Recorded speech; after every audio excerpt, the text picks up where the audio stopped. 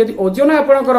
बहुत मात्रा रे ह्रास पाउची जनरली 10 रु 15 केजी कि 5 रु 7 केजी भलिया बारंबार परिश्रम माडुची कि अत्यधिक देहरु झाळ बाहरुची किछि अल्प काम कला परे दुर्बल लागुची हला एडा मुख्यतः होची तार मेन एगुडा ही तार सिम्पटम्स ताको केमिति आमे तार कोन कोन रोग करबा जनरली हमर तीनटा प्रकार अछि आमे खाइबा पूर्व फास्टिंग ब्लड शुगर करथाउ खाइबा परे पोस्ट प्रांडियल ब्लड शुगर करथाउ आ गोटे 3 मास एवरेज ब्लड ग्लूकोज गोटे करथाउ जोटा HbA1c जोटा कि आपनकर एवरेज ब्लड ग्लूकोज लेवल जणा पड़थे आ गोटे मोस्ट इंपोर्टेंट टेस्ट होची यूरिन माइक्रो एल्बुमिन करा जाय जोटा कि हमर रोग को जानिया पे आज आमे डायबिटीज रोगर लक्षण एवं तार केमिति आमे से रोग को चिन्हट करबा आ सेमिति केमिति से रोग विषय जानिबा जहा पर कि गोटे डेडली रोग को आमे रक्षा करि परिबा नियति बाबरे यदि ओजन आपनकर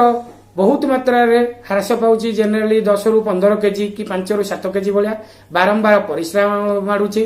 कि अत्यधिक देहरु झाळ बाहरुची किछि अल्प काम कला परे दुर्बल लागुची हला एडा मुख्यतः होची तार मेन एगुडा ही तार सिम्पटम्स ताको केमिति आमे तार कोन कोन रोग करबा जनरली हमर तीनटा प्रकार अछि आमे खाइबा पूर्व फास्टिंग ब्लड शुगर करथाउ खाइबा परे पोस्ट प्रांडियल ब्लड शुगर करथाउ आ गोटे 3 मास एवरेज ब्लड ग्लूकोज गोटे करथाउ जोटा HbA1c जोटा कि आपनकर एवरेज ब्लड ग्लूकोज लेवल जणा पड़थे आ गोटे मोस्ट इंपोर्टेंट टेस्ट होची यूरिन माइक्रो एल्बुमिन करा जाय जोटा कि हमर रोग को जानिया पे हला तीन प्रकार मुख्यतः डायबिटीज हमर थाए ना गोटे होची टाइप 1 डायबिटीज गोटे होची टाइप 2 डायबिटीज गोटे होची जेस्टेशनल डायबिटीज मेलाइटस ता मध्यरु मुख्यतः type 2 diabetes mellitus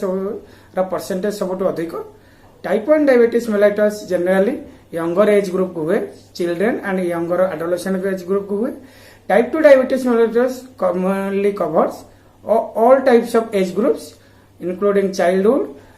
geriatric and adult age group and gestational diabetes जोटा कि वर्तमान